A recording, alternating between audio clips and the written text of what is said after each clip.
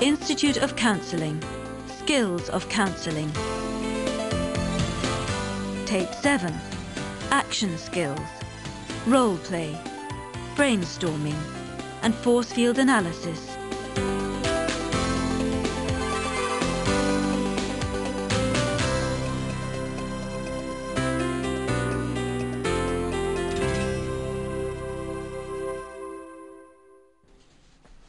In the material we cover today, we move into the third phase of our model, action skills. The role of the counsellor is one of facilitator, pointing out potential sources of information, helping the client to clarify options, and supporting them in their efforts. And the client can make an informal commitment to their plan of action, which should be practical and realistic. Now, the three action skills we'll look at here are role play, brainstorming, and force field analysis. So firstly, role play. Now, the idea of role play can be to try out a new role or rehearse a situation in a secure, non-threatening environment, so that when the client meets it in real life, they have the confidence to tackle it. Or, if you're involved in relationship counselling between family members or partners, role play can help people see each other's points of view. And role play can also help resolve unfinished business from the client's past, which is causing problems in the present. Right.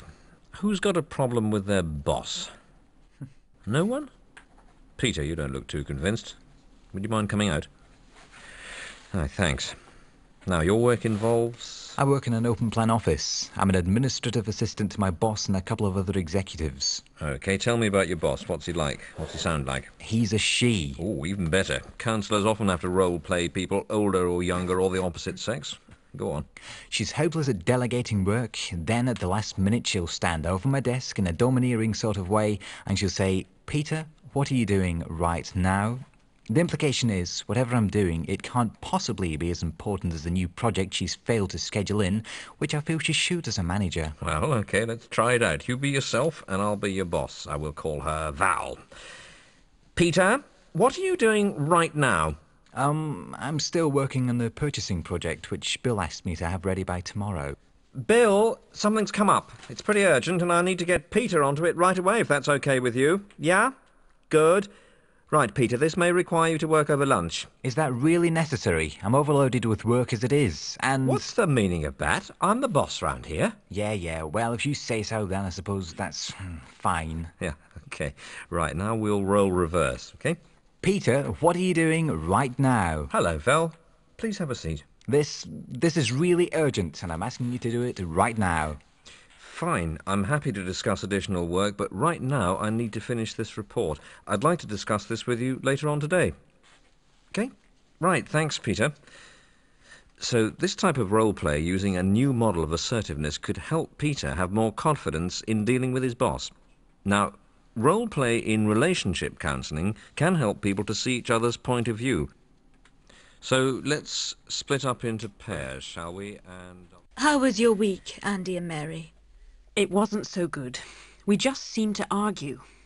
Anyway, we did our homework. I haven't done homework for 25 years. I'm waiting to see what each of you have written down for your three. Which one of you wants to start? All right then, I will. Well, I don't want to have to carry the financial burden all myself any longer. I can't cope with it. I do want Andy to be happy. And I want our marriage to be secure. Andy, I'd like you to read out your three.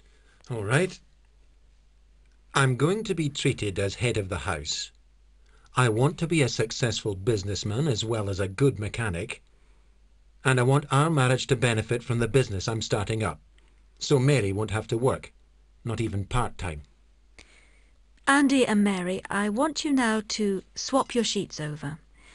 I want you now to reverse your roles and to defend them. I want you, Andy, to defend Mary's point of view, and I want you, Mary, to defend Andy's point of view. Now, who's going first? I really don't know if I can do this. Okay. I don't want to have to carry the financial burden all myself any longer. I can't cope with it. I do want Andy to be happy, and I want our marriage to be secure. Andy, Try to really get into the role and develop what Mary might say. Easier said than done. Right, here goes. I'm fed up with being treated like a slave. I want some free time for myself. I wish Andy could get a hold of his temper. Sometimes it really depresses me that losing his rag is the only way he can express himself. I want Andy to share more with me. I want to be able to respect Andy. I want Andy to bring in the money from his business, so I've got choice in my life about whether to work or run the family home. I wish Andy would talk reasonably with me, instead of getting angry. Mary, does that feel okay, what you've heard? That's what you would say? Yes, it does. Now, you be Andy. All right. I'm going to be treated as head of the house. I want to be a successful businessman as well as a good mechanic. And I want our marriage to benefit from the business I'm starting up, so Mary won't have to work, not even part-time. I feel really frustrated at how things have worked out. I do want to provide for the family, but I want to do it in my own way. Mary being the breadwinner, well, that threatens my idea of being the big man. If Mary stays at home, I know we won't have enough to live on. So I'm damned if I do, and I'm damned if I don't. If only people would see the quality of my work and give me a chance with the business. If only Mary didn't have to go out to work. I just wish Mary would tell me what she really thinks sometimes, instead of just sulking away. There must be a better way of doing things. Andy and Mary, I sense that really you're both so close in what you both want, and yet it seems as if you're so far apart because you can't share it with each other. It's almost as if the difference is not so great. Perhaps it seems to be so difficult because you're both seeing things from different angles, yet you both desire the same things. Could these things that you've both said just be two sides of one and the same coin? Possibly.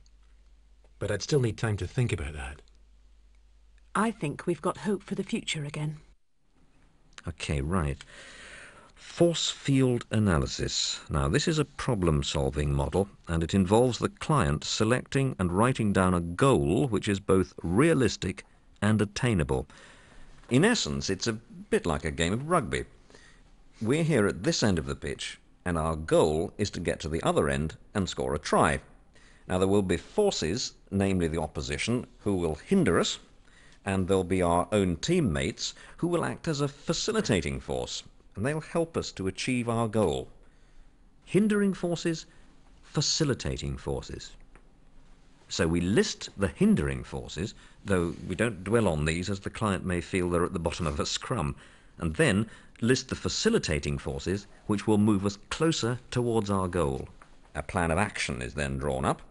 Now, the plan must contain specific steps to strengthen the facilitating forces and reduce the hindering forces, thereby moving us closer to our goal and scoring a try. Let's look at the goal. What might it be?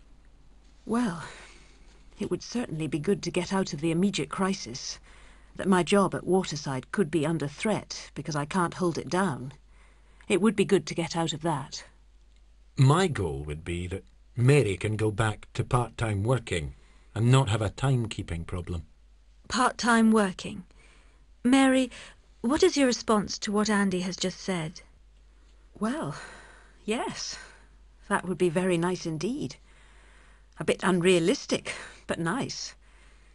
It would be nice not just to go back to how it was before, though. It would be nice to go part-time again, but also to have more of a partnership, instead of us both just doing our own thing. Andy, Mary has just laid out that there could be two goals. Part-time work for Mary again, and also more of a partnership between the two of you. How are you going to respond to these possibilities? Well, I'm definitely committed to her going part-time again. As for partnership, I think I'm seeing it's not such a daft idea after all. Andy and Mary, there's a problem-solving model we can use here. First, we select a goal. This should be specific, measurable, achievable, and realistic. We list all the things which maybe prevent us from achieving it. Then we list all the forces which could help us achieve this goal. We draw up an action plan. Then we work to reduce the influence of the negative forces and work to increase the influence of the positive forces, and this will bring us nearer the goal. Now, what would you choose as the goal? The part-time for me, I think. I agree. Part-time for Mary again. So, part-time working for Mary is the goal you've both chosen. What prevents Mary at present from going part-time again? Well, the lack of other money coming into the house. We've got our monthly outgoings, like paying for the house, food to eat, running the car. Anything else? I suppose you could say my attitude's about the business. The thing is, I don't really know where to begin in servicing cars as a business. Also, you don't see yourself as anything other than as a car mechanic. How do you mean? Your image of yourself is as a car mechanic. Oh, I don't really know about that. It's true it would mean a lot to me to get the business working really well, though. Maybe that is a problem. In the past, I haven't been prepared to consider doing anything else.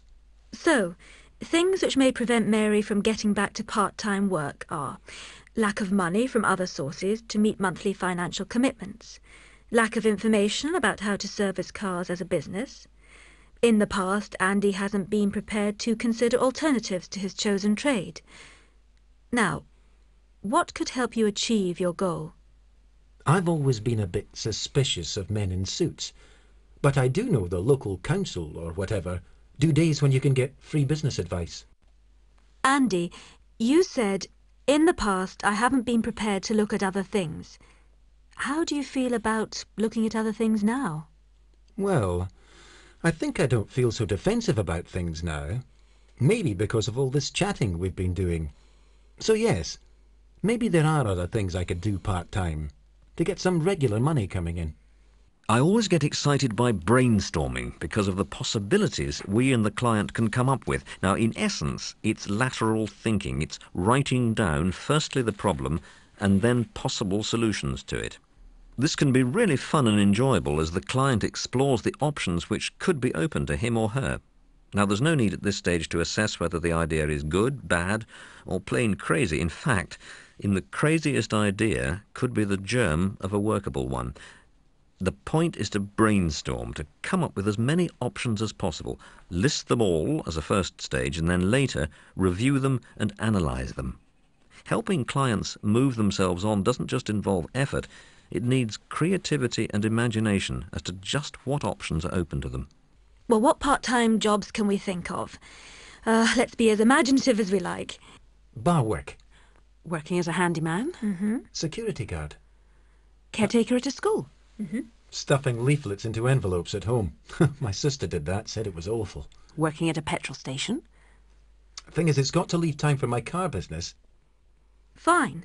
I've written these down and we can review them later. Now, is there a way in which your monthly outgoings could be decreased? Careful. But listen, Andy, couldn't we agree a fixed amount each of us had each week to spend as we chose? Then you wouldn't need to keep coming to me for housekeeping money for beer. And I wouldn't nag you, because I'd know that there was an agreed amount for you to spend for yourself each week. We could maybe start a joint bank account again. Sounds reasonable. So, positive factors. A source of free business advice for Andy, Andy's willingness to reconsider part-time work as well as running the car business, Mary and Andy's willingness to negotiate with each other over finances. Hello, Institute of Counselling. Jean has missed her appointment. I wonder why.